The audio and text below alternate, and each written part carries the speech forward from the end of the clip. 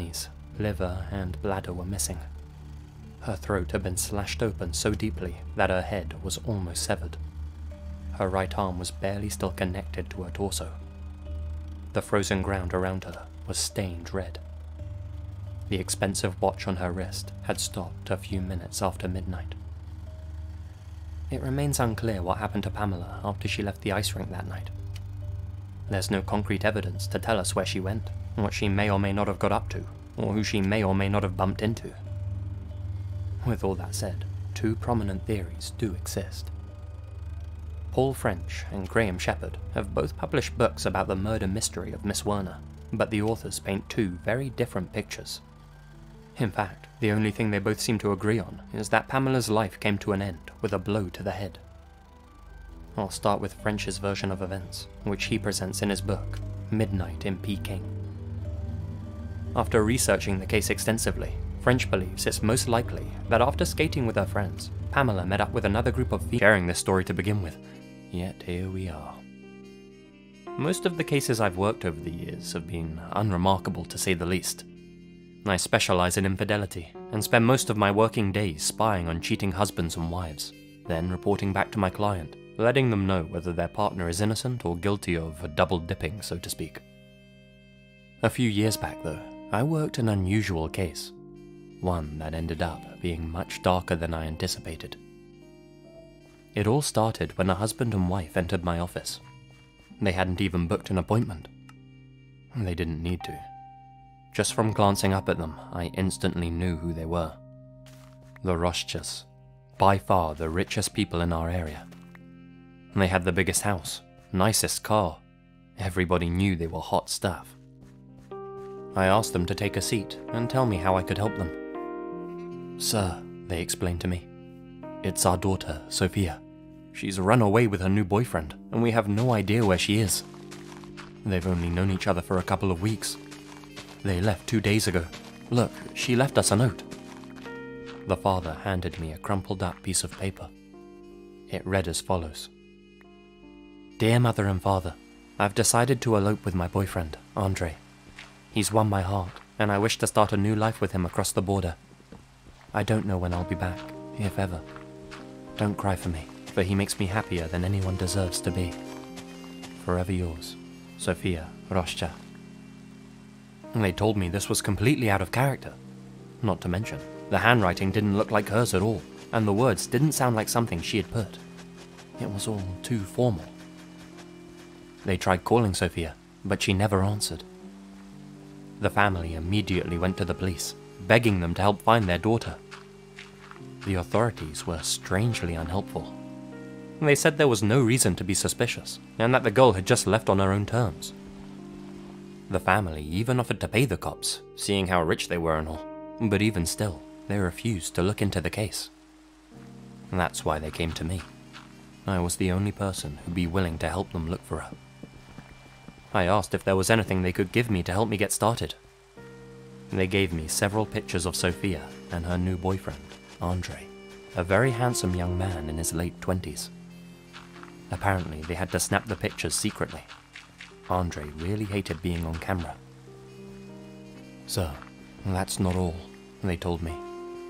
"You see, the reason we came to you specifically. This morning, we received an anonymous letter in the mail. We have no idea who it came from. Here." I opened the precisely folded letter and read it. "To the Roscha family, your daughter Sophia is in grave danger. Andre is not who he claims to be. The police won't help you. It may already be too late. Go to this man for help. It's your best chance. Signed, a friend." The man he named in the letter was me. The plot thickened. I agreed to help the family, told them I'd make the case my priority. They told me to do whatever I had to do. Money wasn't a factor. Problem was, with zero leads, it was hard to know where to start looking. Turns out, a lead came to me. An hour after Sophia's parents left my office, I received a call from a private number. An unknown male voice spoke. "Listen closely. Andre will be at this location at 8 p.m. He won't be alone. could be dangerous. If you go, be careful. I jotted down the location the stranger told me. A restaurant in the nearest city, maybe a 45-minute drive away. I then asked him the obvious question. Who am I talking to? A friend. Whatever you do, don't tell the parents. How do I know I can trust you? I've already said too much. Good luck. The line went cold. No doubt it was the same guy who sent the letter to the Roschas. I thought about calling them, but decided to heed the stranger's warning. Instead, I grabbed my camera and hopped in my car outside, drove to the restaurant the guy mentioned. I made it there around 8:15. I entered and made my way to the bar, ordered a soft drink. I subtly scanned the room. There, on the corner table, was Andre, the supposed boyfriend. So much for running and eloping to another country. He was sat with a girl. It wasn't Sophia. What the hell was this guy up to? I kept an eye on them, biding my time. They paid their bill. I paid mine. They left together. I followed behind at a distance. They both got into a car outside. I got into mine. They had no idea I was tailing them as they drove off. After about 20 minutes of driving, I was startled when I saw them turn off into what looked like an abandoned factory complex. Not exactly a romantic spot. I pretended to continue on down the road, straight, then quietly pulled off to the side and switched off my headlights. I decided to get out of my car and walk into the factory grounds, not wanting Andre to know I was there too. I sneaked through the gate and into the complex. I watched as Andre switched off his engine outside the old factory. To my surprise, 2 other men emerged from the abandoned building. They were large and skin-headed, with a look of cruelty about them. That's when I heard muffled female screaming coming from inside Andre's vehicle, which only got louder as the 2 men opened the passenger side door and dragged Andre's date out. She was kicking and struggling as they dragged her into a black van waiting nearby. God damn it, human traffickers. I couldn't sit there and do nothing, but what could I do? I was unarmed. The only thing I had to hand was my camera. I lifted up the device and covertly snapped several images of the men and their license plates. The engine of the black van roared and began to make its way towards the gate I was next to. Christ, if the headlights shine on me, I'm toast. I turned and sprinted towards my car down the road on the left, the sound of the van getting louder as it approached me. I made it inside my car. The van pulled out of the complex. Please turn right. Please turn right. Damn it, it turned left. As it came to pass me, the driver turned his head, and there was no doubt he saw me huddled down in my seat. He continued on a little further down the road before I saw the van's brake lights flare. Next thing I knew, Andre's car pulled up right beside me. This was it. This was the end. Andre looked me straight in the eyes, gave me the most sinister smile I've ever seen in my life, and raised up his hand with his fingers in the shape of a gun. He pretended to shoot me, then gave me a wink and drove off behind the black van. I drove off in the opposite direction. I, of course, passed on all the information and evidence I'd collected to the police. They paid it absolutely no attention, and I immediately knew why. They were almost certainly in the pocket of whatever syndicate was behind the trafficking. You see, from what I know about this sort of thing, Andre was likely a recruiter for their organization, hired because of his good looks, charisma, and total lack of conscience. His job was probably to travel around to different towns and cities. His boss would give him money to wine and dine the girls, buy them expensive gifts, etc. He was the stereotype of what women look for in a man, at least on the surface, so it was easy for him to win their hearts. Then, once his prey was head over heels for him, he'd lure them to their doom, just like a human Venus flytrap. He'd lead them to wherever their organization had set up their temporary base of operations. As soon as they got into the car with him, it was already too late for them. They'd be forced into trucks, carted off to some secret location, and then auctioned off to the highest bidder. Their friends and family would likely never see them again. Andre was just one small cog in the machine. Unfortunately, the capturing and selling of other humans is the most profitable crime there is, so even if the police were after Andre, it wouldn't change much. The world keeps on spinning, and for as long as it does, there's gonna be evil living on it. I never did find out who the so-called friend was who sent the letter to the Rorschachs and called me with the tip-off. My guess would be one of the local cops who knew something was going on.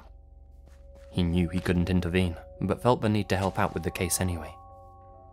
He was right though. It was already too late for Sophia. Sadly, the corruption just ran too deep. In the end, I never asked Sophia's parents for any money. Ultimately, I decided to tell them that Sophia really did run off with Andre. I wanted to save them from heartbreak, from knowing that their daughter suffered the worst fate imaginable. I still ask myself whether I should have told them or not. Keeps me up some nights.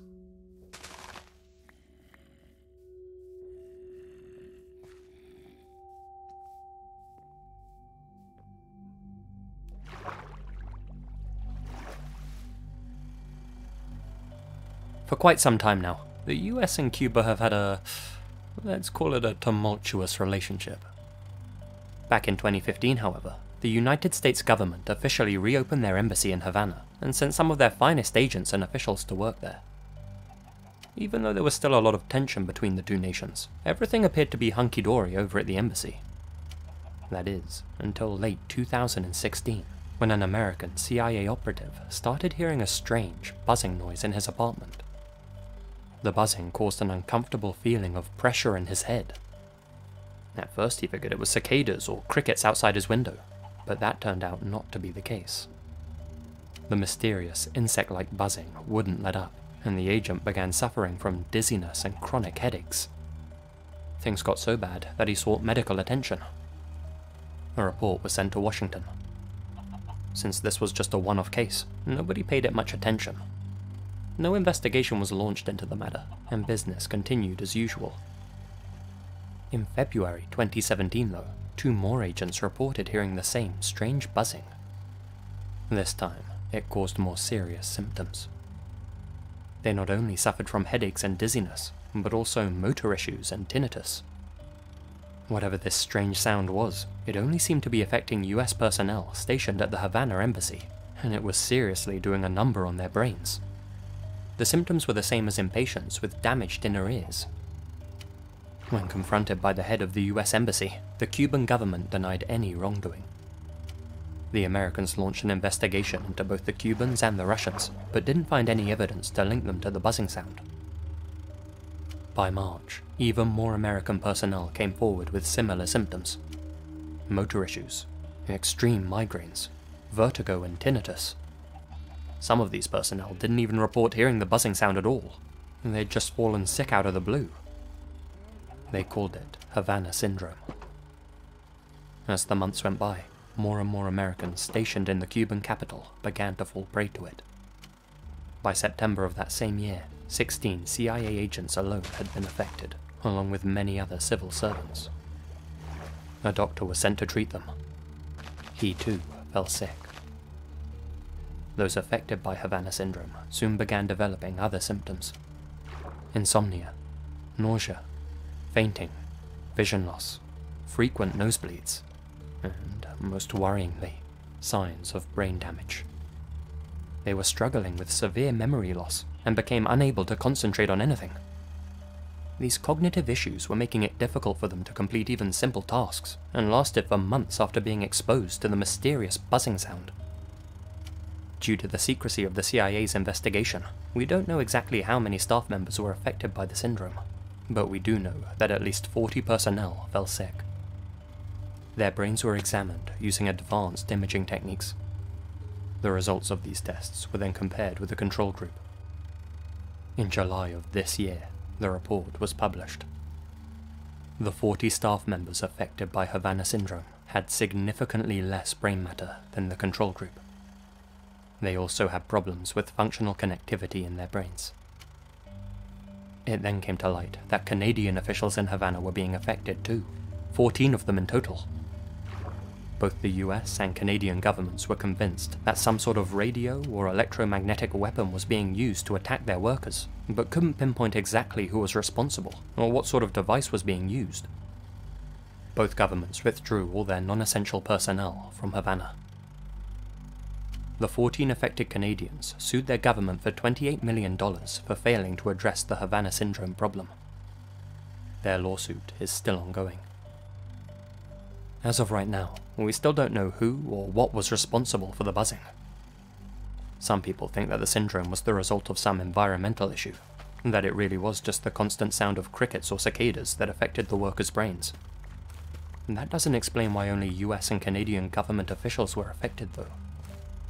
The whole thing's very suspicious, and theories range from Cuban, Russian or Chinese sabotage, to the whole thing simply being an unidentified virus that spread around the embassies.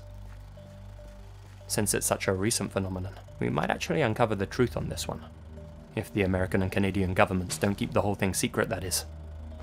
It seems they're doing their utmost to keep their investigations under wraps. Understandable, I suppose. For anyone wondering what this mysterious buzzing sounded like, I'm about to play a short recording taken by one of the US agents. Don't worry, the clip isn't long enough to fry your brain. Probably. If you don't want to hear it, pause the video now and use the timestamp in the description to skip to the next entry. For the curious amongst you though, here it is.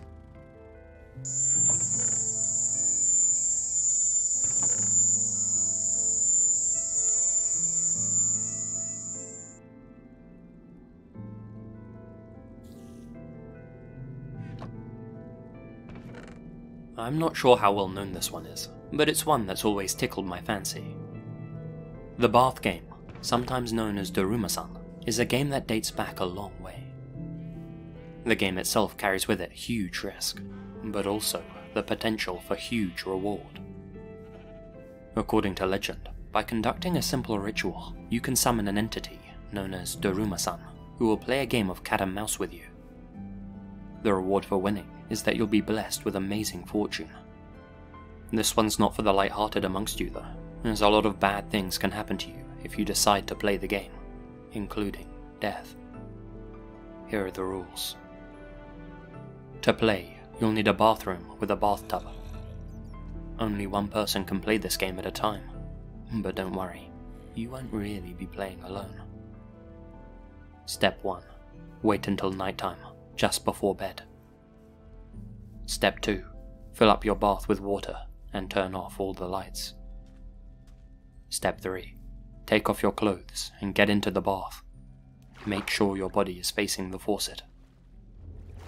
Step 4. Close your eyes and begin to wash your hair. Step 5. As you wash your hair, repeat the phrase, Daruma-san fell down. Daruma-san fell down. Make sure to keep repeating this the whole time you wash. Under no circumstances should you open your eyes. Step 6. If everything's gone according to plan, your head will be filled with the mental image of a woman standing in the bathtub. In this mental image, she'll slip and fall face first onto the tap, gouging out her right eye. She'll die in the process. Step 7. If, after this mental image, you feel a presence in the water behind you, do not turn around or open your eyes. Instead, ask aloud, why did you fall? Step 8. There'll be no answer to your question. Just let it linger in the air for a moment. Then, with your eyes still firmly shut, step out of the bath and dry yourself off. And this can be dangerous, so be careful not to slip as you get out. Step 9. You can now open your eyes. Head to your bedroom. It's time for bed. Do not turn on the bathroom lights. Do not drain the bath water until morning. Do not re-enter the bathroom after you leave, and make sure to close the door behind you. Step 10. Go to sleep. The ritual is now complete. As soon as you wake up in the morning, the game will begin. The ghostly figure of Daruma-san will follow you all day. You can tell who she is by her stained white clothes, her long black hair, and the fact that she's missing her right eye. Her left one is open and bloodshot. Throughout the day, you'll occasionally feel her presence creeping up behind you. When you do, quickly look over your right shoulder. When you turn to look, you probably won't see her. As the day goes on though, she'll get closer and closer. Do not let her touch you. If you sense that she's getting too close, shout, "Tomare," meaning stop. Shout this while swinging your arm in a chopping motion. Then, run. You've just stalled her and bought yourself some time. Put as much distance between you and her as possible. Use this Tomare command sparingly though. It'll become less effective with every use, so only say it when you really feel the need to. The game will only end when you manage to catch a glimpse of Daruma over your right shoulder. When you finally do see her, immediately shout, "Kita," meaning I cut you loose. Say this while swinging your arm like before. If you manage to do that before midnight, congratulations, you've won the bath game, and good fortune should be yours, for a time at least. Should you fail to spot her by midnight and cut her loose though, then I'm afraid you've lost the bath game. Daruma will never stop following you. You can run as much as you like, but she'll always be close behind, and eventually you'll need to sleep, giving her the opportunity to catch you, either in person or in your dreams. When she catches you, well, that's the end. Don't try to play this game more than once. On the second playthrough, she'll start at the same distance you caught sight of her last time, and you won't have enough time in the morning to get away.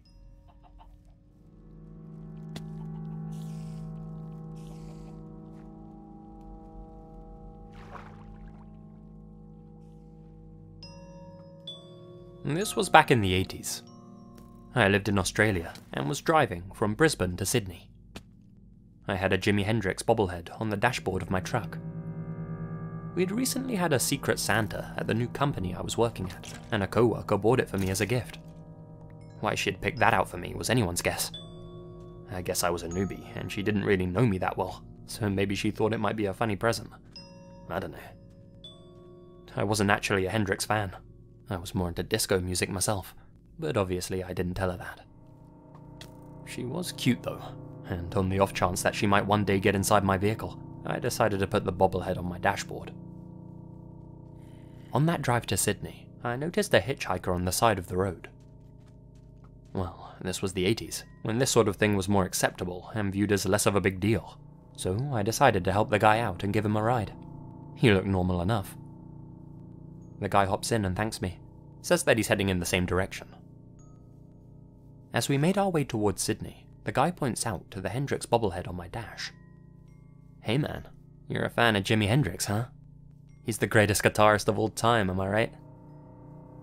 The dude starts getting seriously passionate about Jimi Hendrix, and starts going off about him so much that I can't get a word in edgeways.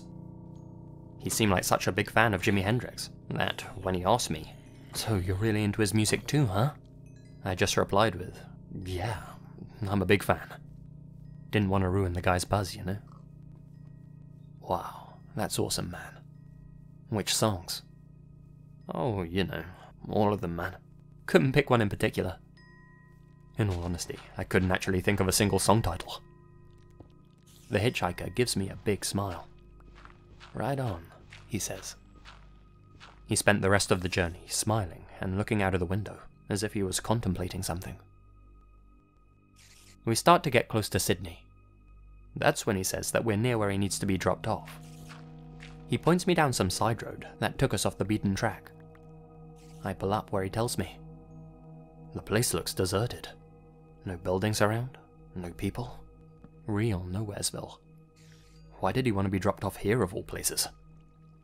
He hopped out of my vehicle. "Thanks for the ride, man," he says to me. "Yeah, don't mention it. It was good to have some company." "Hey, I'm gonna be honest with you," he said. He dipped his hand into his waistband and pulled out a pistol. I was gonna end you, man. Right here, right now. Just take your money and run, you know? But I can't do that to a Hendrix fan, man. Not to a Hendrix fan. I had no idea if this was some kind of sick joke or what, but his weapon looked real enough to me. I knew I had to say something, but all I could muster was, thanks for not going through with it, I guess.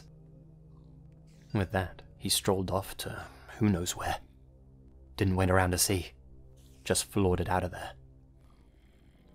Not too long after that, the guy's face showed up in a newspaper I was reading. He was facing charges for slaying a middle-aged man that had picked him up while he was hitchhiking. Could have easily been me, had my co-worker not picked me as Secret Santa, and not bought me that stupid bobblehead.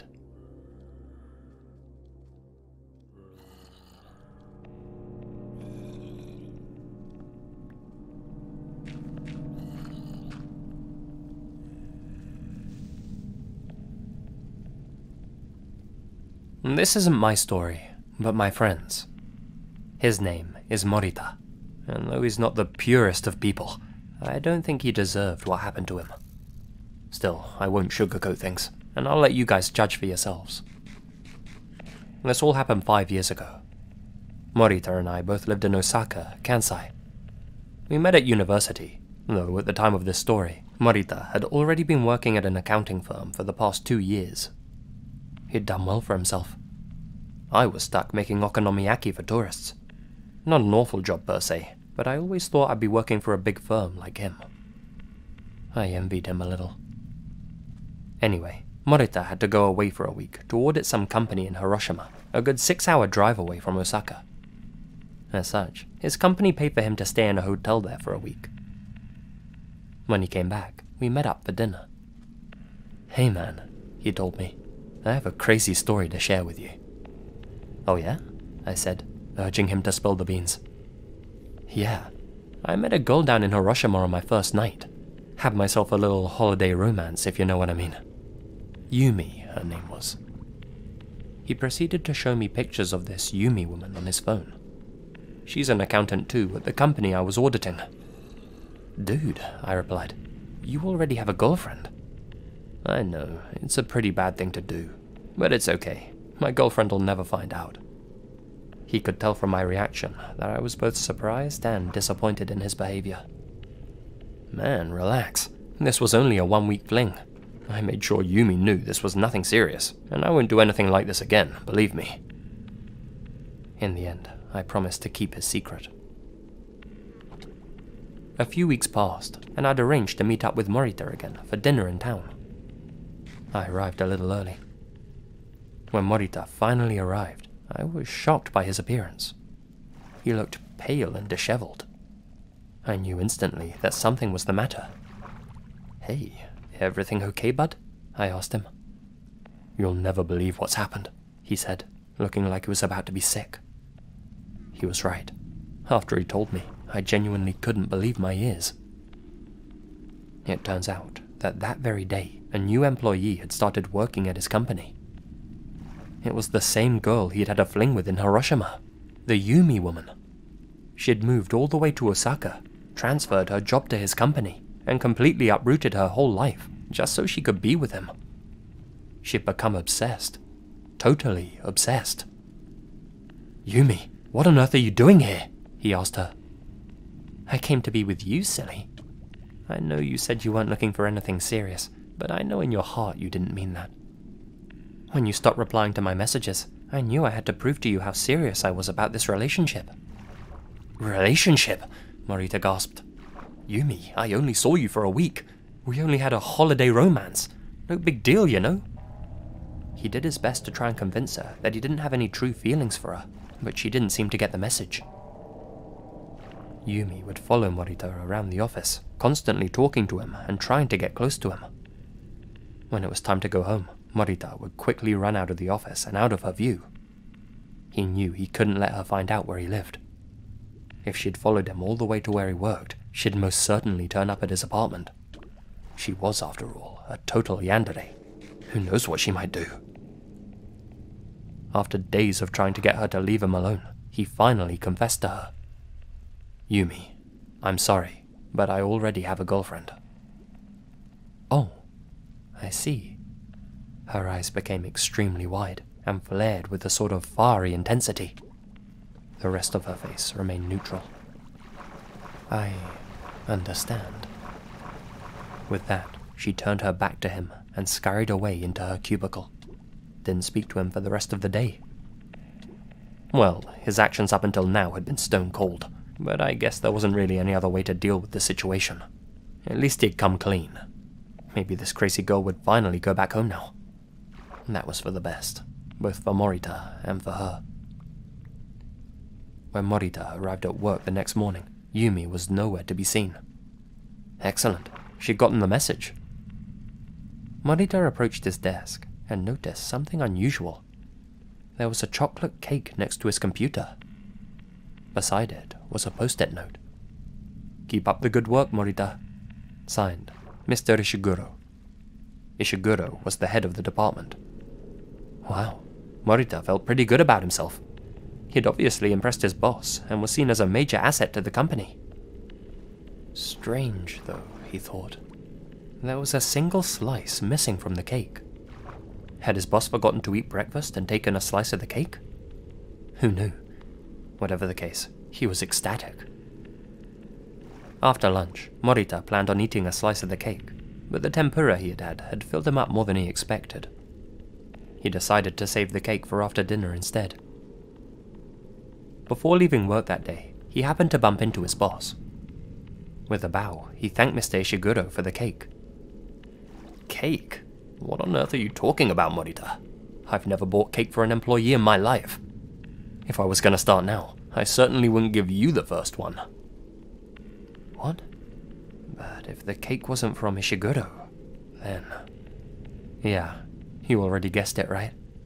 Morita guessed it too. Yumi had come into the office earlier than anyone else that morning and planted the cake on Morita's desk. She had left the forged note from his boss. She had cut out a piece of the cake for herself to enjoy at home. Here's the crazy part. The icing in the cake had been poisoned. Morita figured that she had probably tampered with the cake in some way, so he disposed of it quickly after he figured it out, but he didn't suspect that she'd have done something so extreme. He only found out what she had actually done with the cake after she didn't turn up to work for several days. People were sent to her apartment to check on her. They found Yumi lifeless on her sofa. She had eaten her piece of the cake, and the icing had done its job. She had left a love note for Morita. It was several pages long. It closed with the lines, "So, if I can't have you in this life, I'll have you in the next. See you there soon, my love."